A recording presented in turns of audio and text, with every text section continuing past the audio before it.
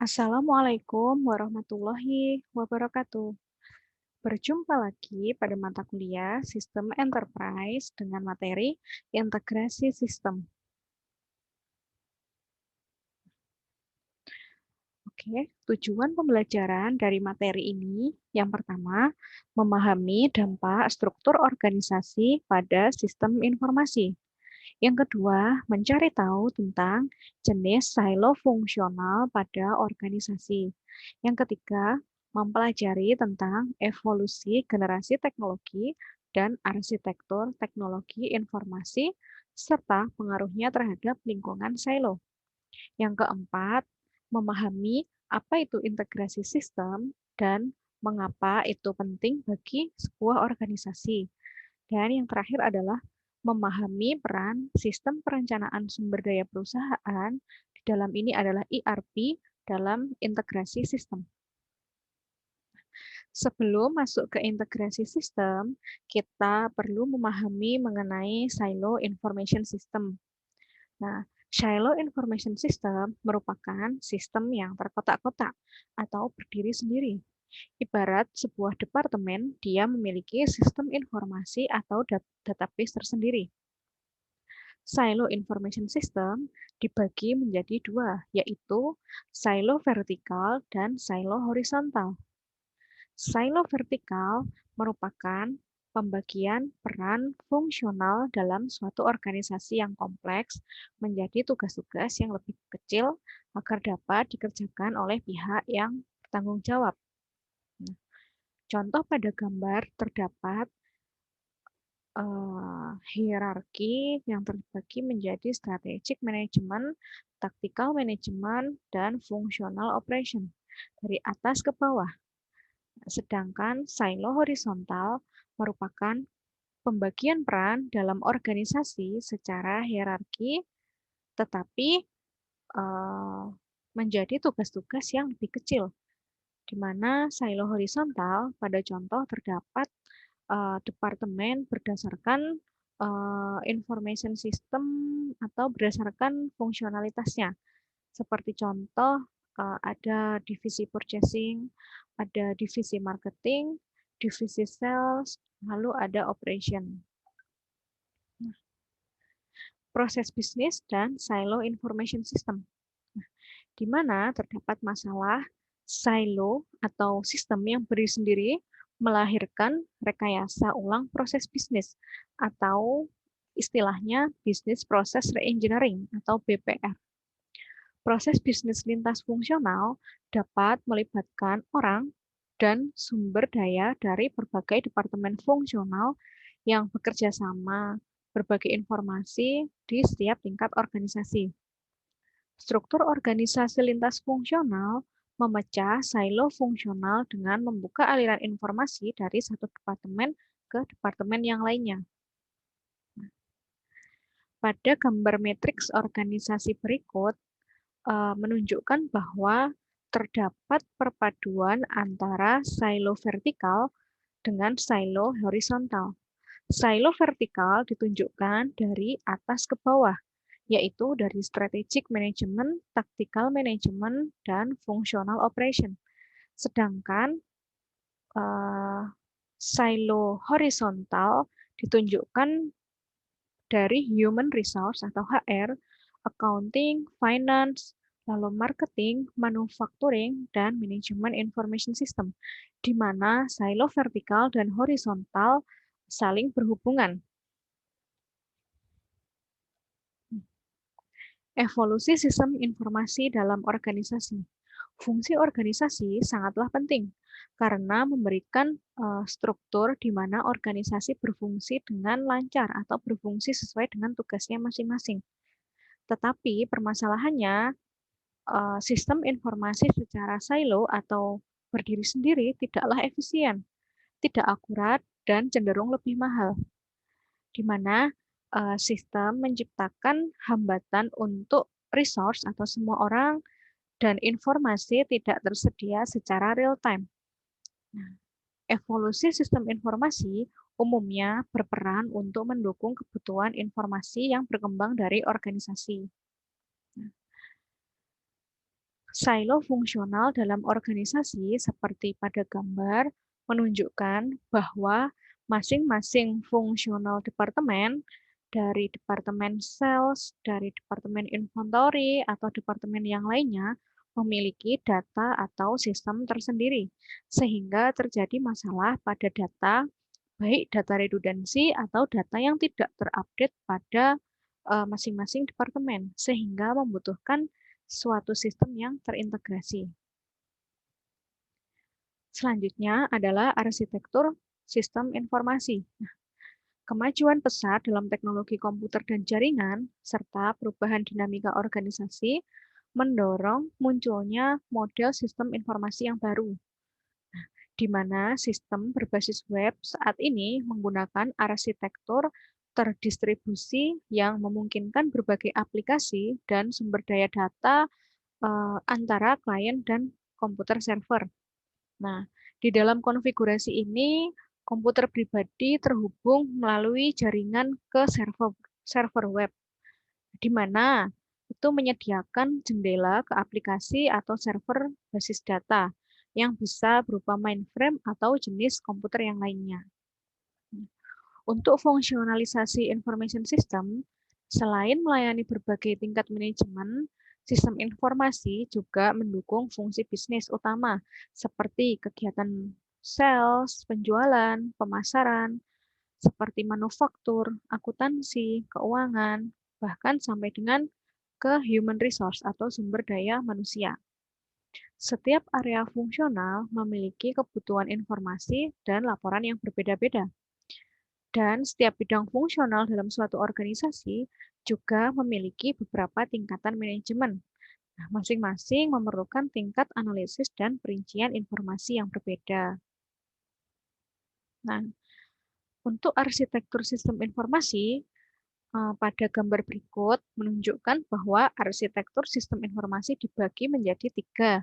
Nah, yang pertama, di gambar sebelah kiri atas terdapat centralized atau arsitektur sistem informasi secara terpusat, di mana terdapat server di tengah dan terhubung dengan PC, printer, dan net device. Dan arsitektur sistem informasi yang kedua adalah desentralisasi, di mana arsitektur terbagi-bagi atau bercabang-cabang. Nah, di situ ada 2 cabang yang menghubungkan antara modem PC atau personal komputer dengan printer. Nah, yang satunya juga menghubungkan antara printer, PC, serta file server. Nah, dan yang ketiga adalah arsitektur sistem informasi secara distribusi atau distributed, di mana arsitektur ini membentuk rantai yang saling berhubungan. Seperti pada gambar terdapat PC yang berhubungan dengan file server, printer, serta PC yang lain. Nah, di mana dalam arsitektur ini terdapat perantara atau middleware. Nah, oke, pada gambar ini dijelaskan sebuah sistem informasi dikategorikan oleh model fungsional dan hierarki. Nah, di mana pada gambar ini dijelaskan mengenai model fungsional dan hierarki dengan tipe sistem atau type of system dan people support atau siapa saja orang yang terlibat. Sebagai contoh strategis support system yang terlibat adalah executive support system dengan top manager sebagai support-nya. Selanjutnya adalah integrasi sistem, di mana integrasi sistem itu dibagi menjadi 2. Yang pertama, secara logikal dan secara fisikal. Dari secara logikal, integrasi sistem mengembangkan suatu sistem informasi yang memungkinkan antar organisasi atau antar departemen untuk berbagi data dari semua pemangku kepentingan. Nah, ini berdasarkan kebutuhan dan otorisasinya.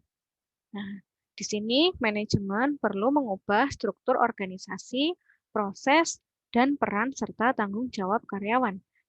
Ibaratnya, contohnya ya, data sales atau data penjualan Lalu ada data karyawan dan data human resource, di mana ketiganya itu saling membutuhkan data karyawan. Nah, di sini kita bisa mengintegrasikan, memungkinkan organisasi untuk berbagi data, sehingga apabila ada satu departemen yang update, maka semua data karyawan akan terupdate secara real time. Nah, selanjutnya adalah secara fisik atau physical. Di sini menyediakan konektivitas tanpa batas antara sistem heterogen.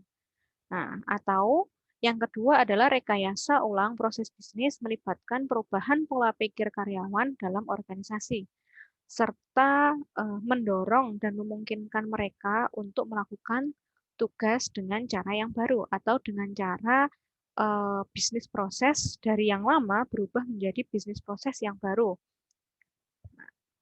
Langkah-langkah dalam mengintegrasikan sistem.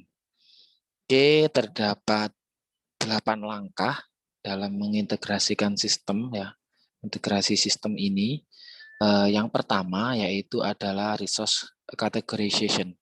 Resource categorization ini nanti di sisi bagian ini kita akan melakukan inventarisasi berbagai sumber daya perangkat keras dan perangkat lunak yang berfokus pada vendor platform sistem operasi, arsitektur IS yang digunakan dalam sumber daya ini.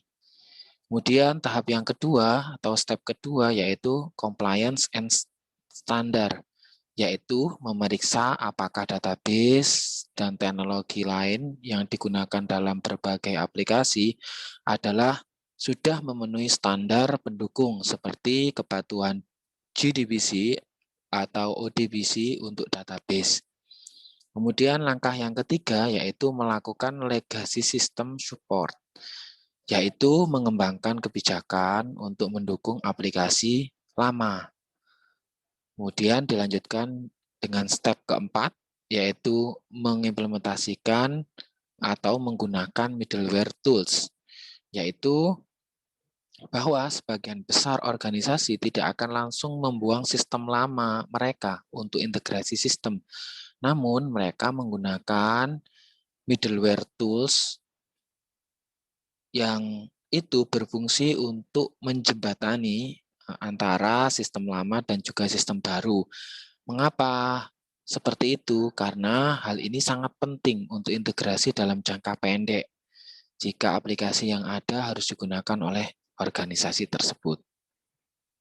Baik, selanjutnya yaitu langkah kelima, yaitu melakukan authentication and authorization policy, yaitu mengembangkan kebijakan sistem masuk tunggal untuk aplikasi dan akses data karena semua karyawan dan mitra eksternal akan memerlukan akses ke sistem terintegrasi dari manapun maupun kapanpun. Kemudian langkah keenam yaitu melakukan centralize IT service and support, yaitu melembagakan dukungan TI untuk lingkungan sistem terintegrasi diperlukan untuk menghindari masalah dukungan dan juga maintenance atau pemeliharaan dengan sistem terintegrasi. Sentralisasi tidak berarti bahwa mereka semua secara fisik berada di satu lokasi. Staf IT dapat berada di seluruh organisasi, tetapi mereka harus dapat mendukung semua aplikasi dan platform dengan dukungan bantuan IT terpusat. Kemudian step selanjutnya yaitu langkah ketujuh, melakukan backup, recovery, dan juga security. Karena merencanakan data dan pemulihan bencana untuk data organisasi dalam sistem yang terintegrasi, TI sangat penting untuk membangun kepercayaan dan keyakinan untuk sistem yang baru.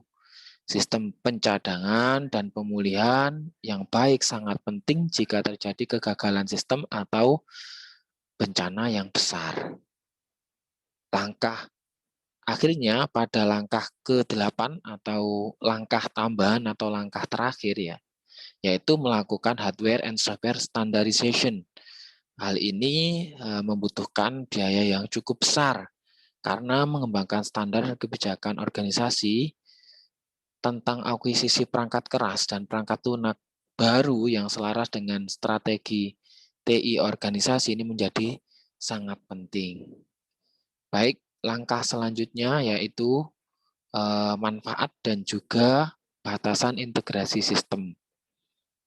Jadi, di dalam proses integrasi sistem ini terdapat manfaat dan juga batasan yang akan diperoleh oleh organisasi atau perusahaan. Yang pertama yaitu manfaatnya adalah meningkatkan keuntungan. Kemudian yang kedua yaitu menciptakan lingkungan yang kompetitif. Kemudian yang ketiga yaitu meningkatkan visibilitas informasi. Kemudian yang keempat yaitu meningkatkan standarisasi. Sedangkan keterbatasannya adalah membutuhkan biaya yang tinggi untuk investasi di bagian awal implementasi. Yang kedua yaitu makin banyak konflik ya antar departemen yang bisa ditimbulkan karena sebab sharing informasi. Kemudian yang ketiga yaitu balik modal menunggu jangka waktu yang panjang ya, long term and intangible ROI. Kemudian yang keempat yaitu adanya keterbatasan kreativitas karena sudah terstandarisasi. Selain itu, ERP dan juga integrasi sistem itu ada beberapa poin yang perlu diperhatikan, yaitu bahwa yang pertama sistem enterprise resource planning atau ERP adalah paket perangkat lunak aplikasi multimodul yang terintegrasi yang dirancang untuk melayani dan mendukung beberapa fungsi bisnis di seluruh organisasi. Kemudian sistem ERP biasanya terdiri dari paket perangkat lunak komersial yang memfasilitasi pengumpulan dan integrasi informasi yang terkait dengan berbagai bidang organisasi. Kemudian sistem ERP memungkinkan organisasi untuk menstandarkan dan meningkatkan proses bisnisnya untuk mengimplementasikan praktek terbaik untuk industrinya. Kemudian peran dalam integrasi logis sistem ERP. Sistem ERP mengharuskan organisasi untuk fokus pada proses bisnis daripada fungsi. Sistem ERP dilengkapi dengan proses bawaan untuk berbagai fungsi bisnis umum. Kemudian sistem ERP mengimplementasikan praktik terbaik atau best practice melalui langkah-langkah bawaan khusus untuk memproses pesanan pelanggan dalam hal, misalkan nih ya, contohnya yang pertama yaitu adanya pesanan masuk. Kemudian yang kedua yaitu dalam proses perutean melalui departemen. Kemudian yang ketiga yaitu melakukan komunikasi output ke berbagai pihak. Selain itu, ada juga peran ERP dalam integrasi fisik. Yang pertama yaitu sebelum menginstal sistem ERP, organisasi harus meningkatkan atau menginstal middleware atau menyingkirkan perangkat keras dan perangkat lunak sistem warisan atau sistem yang lama. Kemudian yang kedua, integrasi juga diperlukan di tingkat data, tingkat klien, dan juga di tingkat aplikasi. Yang ketiga, implementasi ERP yang baik meningkatkan efisiensi operasional dengan proses bisnis yang lebih baik yang berfokus pada tujuan organisasi daripada tujuan masing-masing departemen. Yang keempat, integrasi fisik ini juga bisa meningkatkan efisiensi dengan aliran tanpa kertas atau paperless ya, dan pertukaran data elektronik atau EDI atau lingkungan perdagangan business to business atau B2B dengan mitra. Selanjutnya, implikasi silo untuk manajemen. Nah, ini ada 4 ya, ada 4 dan juga yang kelima ini adalah langkah-langkah yang bisa diperbaiki.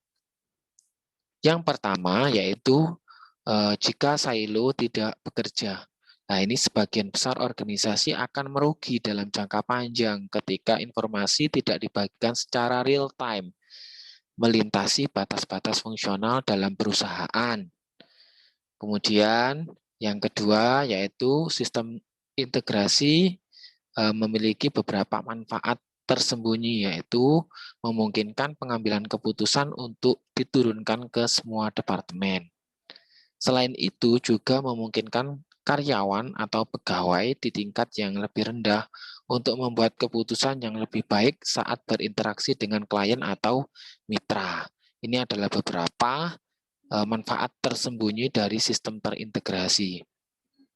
Kemudian yang ketiga yaitu sistem terintegrasi juga memiliki beberapa tantangan, beberapa hambatan, challenge. Yang pertama yaitu mengganti perangkat keras dan perangkat lunak lama. Ini membutuhkan biaya yang cukup besar. Kemudian yang kedua yaitu bekerja dengan konsultan IT. Ketika proses peralihan ke sistem yang baru, yaitu sistem terintegrasi, ini membutuhkan peran konsultan di dalamnya. Kemudian yang ketiga yaitu tantangan dari human resource atau sumber daya manusia, seperti adanya dampak TI pada staf IT, kemudian kepala departemen kehilangan kendali atas data, dan juga adanya rumor pemutusan hubungan kerja atau PHK. Kemudian yang ketiga yang keempat yaitu sistem integration raise many ethical issue. Jadi dari sistem terintegrasi ini juga nanti bisa menimbulkan beberapa isu-isu baru di etika, yaitu memungkinkan beberapa karyawan mengeksploitasi informasi untuk keuntungan pribadi dan akses informasi secara ilegal atau tanpa izin. Beberapa hal ini bisa terjadi dalam proses implementasi sistem terintegrasi. Kemudian beberapa hal yang kira-kira bisa diperbaiki yaitu yang pertama dengan cara mengembangkan kebijakan tentang penggunaan informasi yang etis. Yang kedua, melakukan instalasi perangkat lunak dan perangkat keras keamanan yang tepat, seperti misalkan contohnya adalah firewall. Kemudian yang ketiga yaitu mengalokasikan sumber daya untuk pelatihan atau pendidikan dengan mengakses informasi sehingga nanti human resource-nya bisa menguasai sistem integrasi dengan baik. Akhirnya kita sampai pada bagian ringkasan. Jadi dari beberapa pembahasan yang kita bahas dalam bab ini, apa saja yang kira-kira bisa kita peroleh? Yaitu yang pertama, silo fungsional mengelompokkan tugas dan kegiatan organisasi ke dalam kelompok untuk meningkatkan efisiensi dan tanggung jawab pekerjaan di organisasi. Kemudian yang kedua, silo dapat meningkatkan produktivitas, tetapi sering menyebabkan karyawan untuk mencapai tujuan departemen daripada tujuan organisasi secara keseluruhan. Yang ketiga yaitu sistem informasi selama bertahun-tahun telah dibagi secara horizontal oleh fungsi dan secara vertikal berdasarkan level hierarkis. Kemudian yang keempat, arsitektur sistem informasi telah berkembang dari arsitektur mainframe terpusat ke komputer pribadi dengan arsitektur terdistribusi atau client server. Kemudian yang kelima, agar integrasi sistem menjadi sukses, organisasi harus fokus pada tingkat manusia atau logis dan pada tingkat fisik atau sistem. Yang keenam, sistem ERP dengan demikian membuat proses sistem integrasi lebih mudah, tetapi mereka membutuhkan biaya yang mahal dan seringkali mengharuskan organisasi untuk memulai dari awal. Kemudian ketujuh, yaitu integrasi sistem melibatkan seluruh organisasi yang membutuhkan dukungan manajemen puncak dan sumber daya untuk periode jangka panjang. Manajemen harus siap menghadapi tantangan human resource atau sumber daya manusia, dan etika dalam proyek integrasi sistem. Sekian yang dapat kita bahas dalam perkuliahan mengenai sistem terintegrasi ini. Kurang lebihnya mohon maaf. Terima kasih. Wassalamualaikum warahmatullahi wabarakatuh.